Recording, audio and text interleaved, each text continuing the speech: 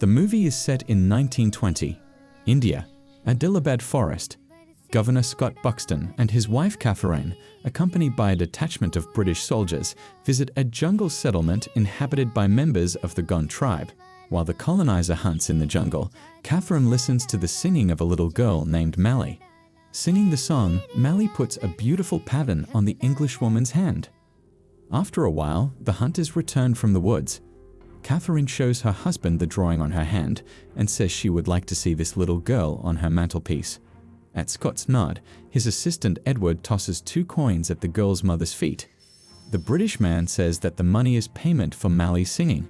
The woman picks up the coins from the ground, and Catherine takes the girl by the hand, leads her to her car and pushes her inside. Mally's parents begin to realize that the money was not paid to sing. Their daughter was bought from them. The cortege drives away. The girl's mother, using the back roads, catches up with the car in which her daughter is being taken away and throws herself on her knees in front of the car, forcing the driver to slow down. The governor gets out of the car and orders one of the non-commissioned officers in his retinue to get the trash out of the road.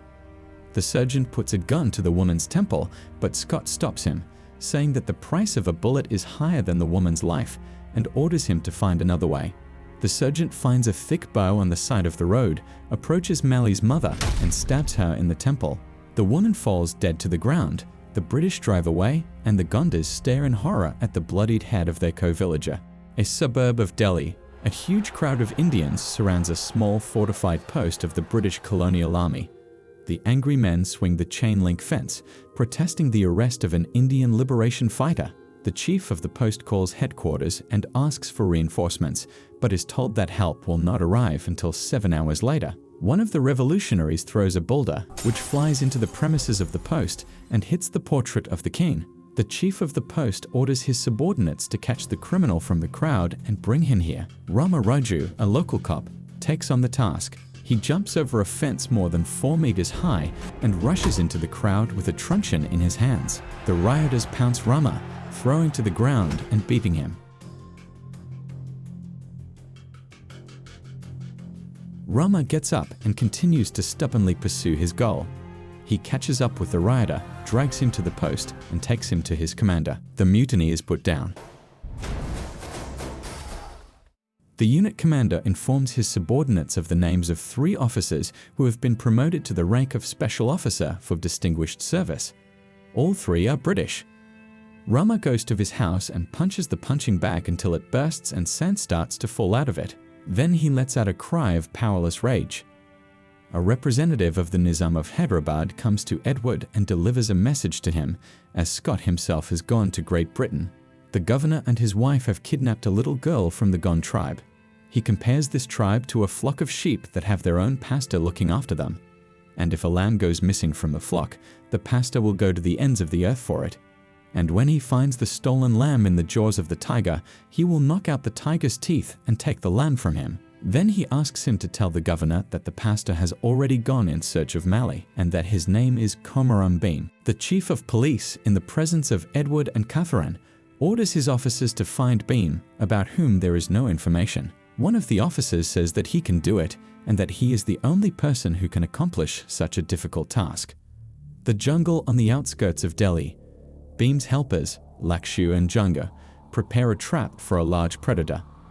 Beam runs away from the rampant wolf toward the trap. Suddenly, a huge tiger jumps out of the bushes, scares the wolf away, and begins to chase Beam, who lures the predator into an ambush.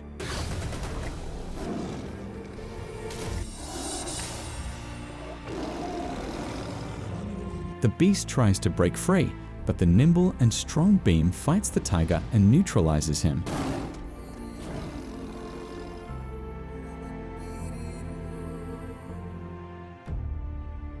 Then, after stroking the head of the defeated beast, he asks its forgiveness and says he will use it for his own purposes. Soon, Beam and his assistants arrive in Delhi. He poses as a Muslim named Akhtar and gets a job in a machine shop. At this time, Rama decides to look for Beam among those who are fighting against the power of the British in India. He goes to a meeting of the revolutionaries and meets Lachu there. Rama declares that the problem must be solved radically, and for the revolution to take place, he offers to organize the assassination of the governor. On the way to the governor's palace, Lachu guesses at the last moment that he is being lured into a trap and escapes from Rama. He then tells Bhim what has happened. Bhim comes to the riverbank and gives money to a fisherman boy to catch fresh fish for him. The boy gets into a boat and sails to the middle of the river near the railroad bridge. After a while, a passing train crashes and the boy screams for help.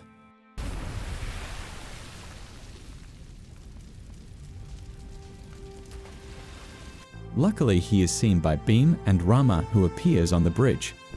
With marvelous dexterity and a series of tricks, they rescue the boy.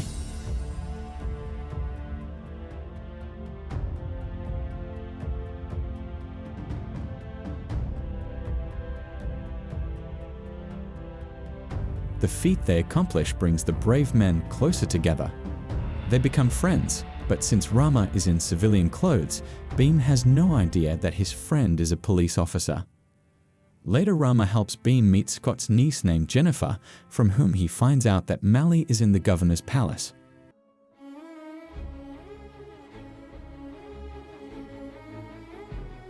One day, Jennifer invites Bhim to her house for a cup of tea.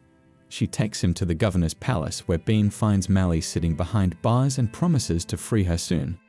Bhim finds out that in a few days there will be a grand celebration at the governor's palace, and that is when Bhim decides to free Mali. Meanwhile, Rama detains Lachu and puts him in the cellar of his house. He tortures him and demands that he reveal Bhim, but Lachu refuses to do so. At night, the prisoner catches one of India's most venomous snakes, the ribbon krat, and in the morning, during the interrogation, Lachu throws the snake at his torturer. The snake bites Rama, and Lachu informs him that he will die within the hour, and even his white friends have no antidote for the bite of this snake. So then Rama cuts the ropes on Lachu's wrists and frees him. The poison begins to take effect. Luckily, Bhim finds Rama in a helpless state outside his house, and noticing the signs of snakebite, he prepares an antidote and leaves. After a while, Rama comes to his senses. He compares what he knows and realizes that his best friend is the rebel and conspirator Bhim. Few hours later, Bhim's aides disperse a truck which rams the palace gates. The driver of the truck removes the tarpaulin from its back and unlocks the cages with the beasts. Bhim appears and tries to break into the palace, scattering soldiers and officers, occasionally throwing leopards at them. Meanwhile, a burning carriage driven by Rama pulls up to the courtyard. The carriage overturns and the burning wheel hits Bhim. He rises from the ground and is very surprised to see his friend dressed in a police uniform. Rama tells Bhim that he has been arrested, after which a fight ensues.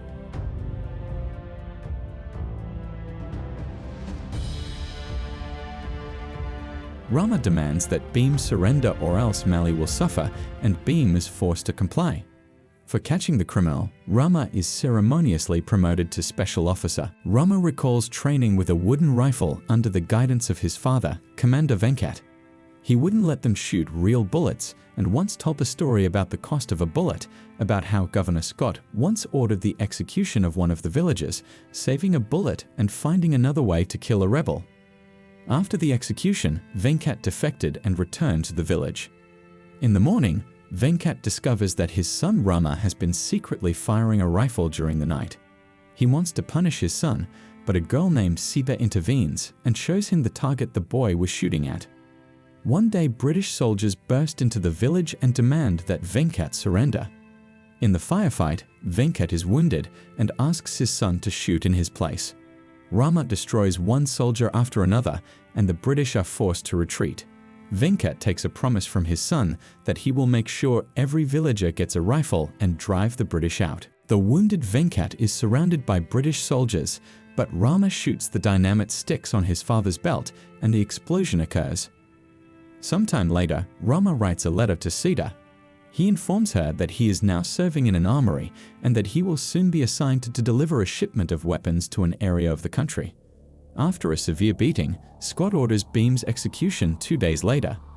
Rama proposes to hang the rebel not in prison, but on the riverbank in front of Mali, so that he does not become a martyr and his body can be thrown into the river. In the end, Rama helps Bhim and Mali to escape, but falls into the hands of the British. Scott commands to execute the traitor. After a while, Sita meets Bhim and Mali, helps them escape from the police, tells them what Rama is really planning, and convinces Bhim to save his friend. Bhim infiltrates the barracks where the prison is located. Because the British have mutilated Rama's legs, Bhim puts his friend on his shoulders and helps him escape. They take refuge in the woods near the shrine of the god Rama. Bhim, using folk remedies, instantly heals Rama's legs, and he regains the ability to walk unaided. At this time, the friends are surrounded by Scott's agents and soldiers. Rama takes the bow and arrows from the hands of the statue of his namesake and begins the battle with the colonists. Each of his arrows strikes his enemies. Bhim, meanwhile, holds a chopper taken from the British with one hand and uses it as a percussion-crushing weapon. After the British arrive in the jungle, the friends go to the governor's palace where Bhim performs a stunt on his bike. He jumps off it, and Rama shoots an arrow with an ignited tip into the gas tank. The flaming chopper flies through the window into the armory and explodes. The fire breaks out and the ammunition in the basement detonates. Bhim manages to get into the armory before it is completely destroyed and pulls out several boxes of rifles and ammunition. Before Bhim pulls the trigger on his rifle, Rama reminds the governor of the cost of the bullet, made in England and delivered by ship across the 7 seas. A few hours later, Bhim and Rama transport the guns and ammunition to Rama's village, where everyone now has a real gun in their possession. Rama is reunited with Sita, Mali returns to her relatives, and Bhim embraces Jennifer. After all that has happened, Bhim, Rama, their relatives and friends dance a rousing Indian dance and sing a victory song.